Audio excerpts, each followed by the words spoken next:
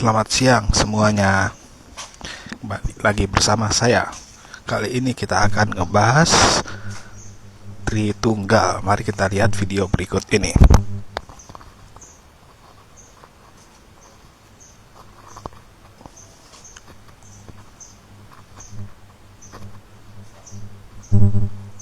Dia bahaya kamu, Tuhan marah. Tidak seperti itu. Sembahlah, kalau kamu tidak nyembah, kamu masuk neraka. Tidak. Saya pun kalau tidak sembah Tuhan tidak marah. Kenapa saya harus sembah Tuhan? Disitulah kesempatan ya Tuhan. Berikan saya kekuatan, berikan saya kebutuhan saya. Kalau tidak saya sembah pun tidak apa, Tuhan saya tidak marah. Tapi dia menunggu pertobatan saya, menunggu kerendahan hati saya, supaya saya bisa masuk ke dalam kerajaan surga. Jadi Tuhan itu tidak banyak tuntutannya. Harus sembahyang 8 kali atau 5 kali, tidak ada. Setiap saat kalau kamu harus menyerah kepada Tuhan. Setiap saat. Ya, terima kasih. Baik, terima kasih atas penyampaiannya, baik dari materi maupun tanggapan dari pertanyaan dari pihak Islam. Walaupun sebenarnya saya selaku moderator, mungkin juga para penonton ingin bertanya sebenarnya, ya, karena tema utama kita adalah Islam dan Kristen sejak kapan berdiri. Iya. Gitu. Nah, ini mungkin yang perlu kita ingin dengar dari pihak Islam. Tadi kita sudah mendengarkan, walaupun ada satu pertanyaan dari pihak Islam yang sebenarnya juga mungkin belum terjawab. Apa itu pertanyaannya tadi? Kalau logikanya, saya sebenarnya bukan membela, tapi membuat lebih jelas pertanyaan yang mungkin belum terjawab, yaitu kalau Yesus itu Tuhan, maka firman Yesus atau ucapan Yesus dari umur 1 tahun, katakanlah sampai 10 tahun, apakah itu juga masuk dari semacam penuntun atau tuntunan yang perlu ditiru dan juga diamalkan oleh pengikutnya? Ya kalau ada. Siapa jawab? Enggak, kalau ada, iya betul. Biar cepat aja kalau ada. Ya, begini. Yesus itu dia tidak menggunakan pangkat ketuhanan dalam rahimnya. Dia menghilangkan itu. Maka dia mengosongkan diri. Sebagai manusia mengosongkan diri dari segala kekuasaan ketuhanan itu, kosong. Jadi dia bukan sebagai Tuhan, manusia biasa. Buktinya dia buang air besar, nggak bisa cuci sendiri dia. Ceboknya nggak bisa. Waktu bayi. Iya. Mandi, mamanya mandikan untuk membuktikan supaya keinginan dia benar manusia. Jadi tidak ada kelebihan saya dari manusia. Jadi nggak bisa ngomong waktu bayi. Kalau di Injil nggak ada yang dia bisanya nangis, bukan ngomong segala macam, Iya. masih bayi. Jadi dia manusia normal di hadapan kami. Yesus itu Supaya normal. hei manusia, lihat saya nih. Saya menggunakan sifat manusia 100%. Tidak ada kelebihan saya dari kamu semua. Sama. Saya pun dilahirkan, kamu dilahirkan. Saya lapar, kamu lapar. Saya merasa sakit, kamu juga merasa sakit. Jadi tidak ada kelebihan saya dengan kamu. Supaya bisa jadi contoh bagi saya. Terima kasih. Baik, silakan langsung kepada pihak Islam, Ustaz Masbud. Barangkali ada materi atau tanggapan dari pihak Kristen yang telah disampaikan oleh Bapak Lamson atau juga Bapak. Silakan Ustaz.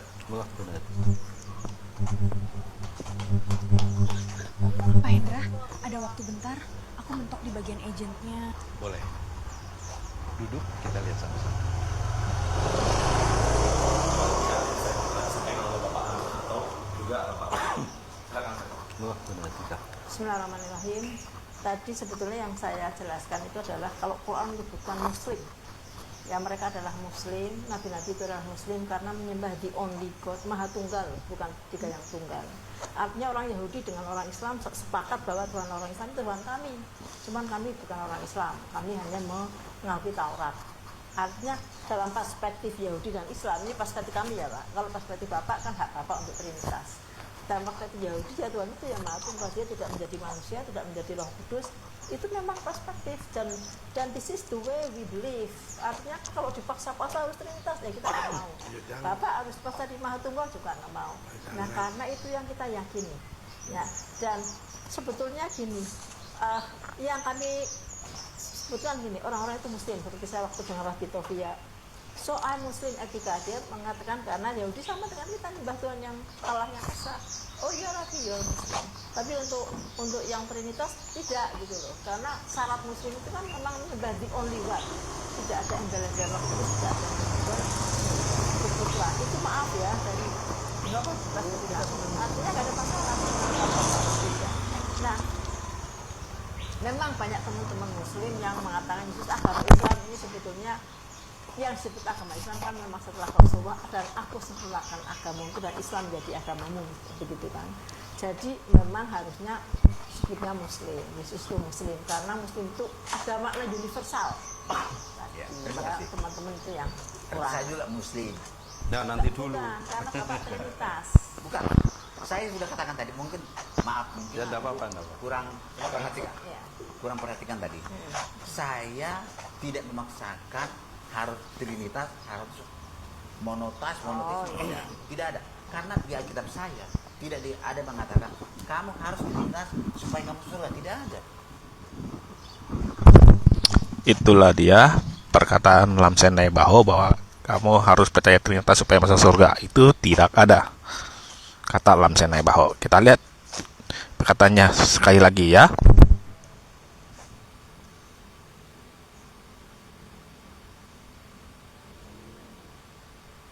Pasal Maha Tunggal juga nggak mau. Nah karena itu yang kita yakini. Ya, dan sebetulnya gini, yang kami sebutkan gini, orang-orang itu muslim. Seperti saya waktu dengan Rabbi Tofia, soal muslim etika, dia mengatakan karena Yahudi sama dengan kita nyembah Tuhan yang Allah yang esa.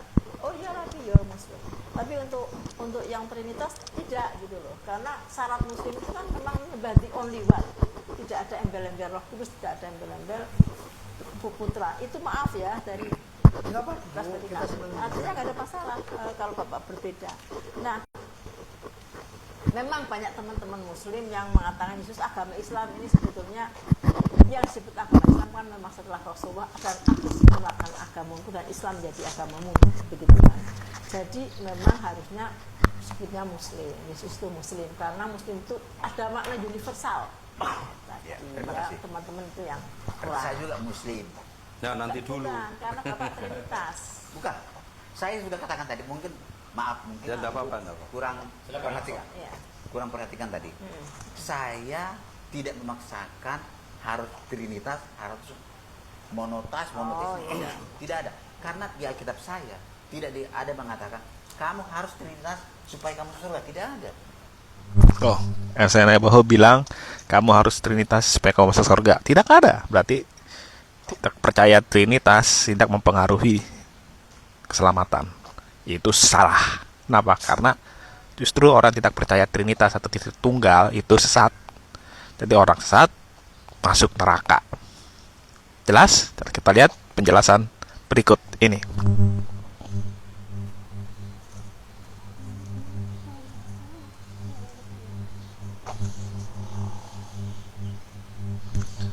Nasib orang yang menolak Tritunggal. Itu pertanyaannya. Jawabannya, nasib orang menolak doktrin Tritunggal atau non-trinitarianisme sangat bergantung pada pandangan teologis kelompok keagamaan yang bersangkutan dalam sejarah. Penolakan ini sering berujung pada pengucilan atau dicap sesat. Seperti tragedi kaum Qatar dalam masa perang salib saat ini dalam kekristenan utama. Pandangan ini dianggap sebagai penyimpangan doktrinal. Di dalam lingkungan agama lain, penolakan terhadap konsep Tritunggal justru merupakan prinsip dasar keyakinan untuk menegaskan keesaan Tuhan. Dampak spesifik yang dialami oleh para penolak Tritunggal meliputi sanksi sosial dan teologis. Gereja-gereja berpegang pada keputusan konsili ekumenis seperti Katolik, Ortodok, dan mayoritas Protestan umumnya akan menolak keanggotaan penuh dan membatasi pelayanan dari kelompok non-trinitarian seperti Saksi Yehova atau Mormon. Keberagaman denominasi. Yang memang terbentuk dari penolakan terhadap Tritunggal, sehingga mereka hidup dalam komunitas teologi mereka sendiri secara damai, terlepas dari pandangan teologi Kristen arus utama. Jadi orang yang menolak Trinitas dianggap sesat atau bidat, dan orang sesat atau bidat itu masuk neraka. Dan ada ayatnya, yang menolak Trinitas atau yang menolak Tritunggal tidak diselamatkan alias dihukum. Kita lihat penjelasan dari ayat-ayat Alkitab berikut ini.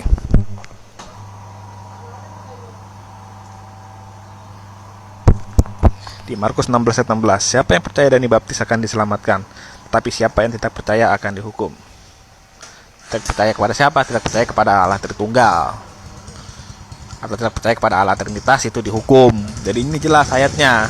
Yang percaya dan dibaptis dalam nama siapa? Dibaptis dalam nama Bapa, Anak, Roh Kudus, yaitu Allah Tritunggal atau Allah Trinitas. Jadi yang percaya dan dibaptis dalam nama Allah Tritunggal itu selamat. Tapi siapa tidak percaya kepada Allah Tritunggal itu dihukum alias masuk neraka. Jelas. Mana ayat-ayatnya tentang Tritunggal? Kita lihat ayat-ayatnya tentang Tritunggal atau Trinitas berikut ini.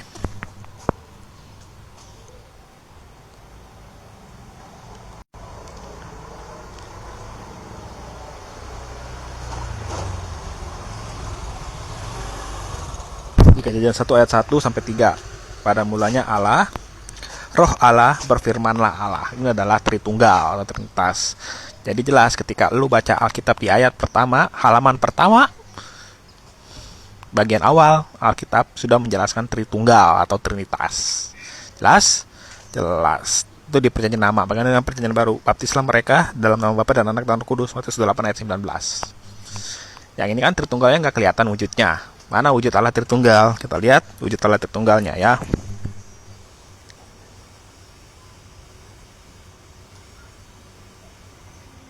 Lukas 3 ayat 22. Dan turunlah Roh Kudus dalam rupa burung merpati ke atasnya, dan terdengarlah suara dari langit. Kaulah anakku yang kukasihi, kepadamu lah aku berkenan.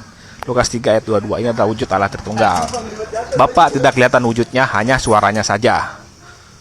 Yesus dalam wujud manusia dan Roh Kudus dalam wujud burung merpati. Ini adalah Trinitas atau Tritunggal. Oke? Oke, jadi orang tidak percaya Trinitas atau Tritunggal justru binasa di neraka. Jadi Tuhan yang benar adalah Tuhan Allah Tritunggal. Ketika lu menyembah Tuhan Allah Tritunggal, lu pasti selamat dan masuk surga. Karena Tuhan yang benar adalah Tuhan Allah Tritunggal. Yang menolak Tritunggal, masuk neraka. Jelas? Jelas. Itu saja jawaban saya untuk hari ini untuk Pendeta Lam Cenai Baho. Jika ada pertanyaan yang ingin Anda tanyakan, silakan tulis pertanyaan Anda di kolom komentar. Nanti kalau ada waktu saya akan menjawab pertanyaan Anda. Oke? Oke. Sekian jawaban dari saya. Sekian dan terima kasih.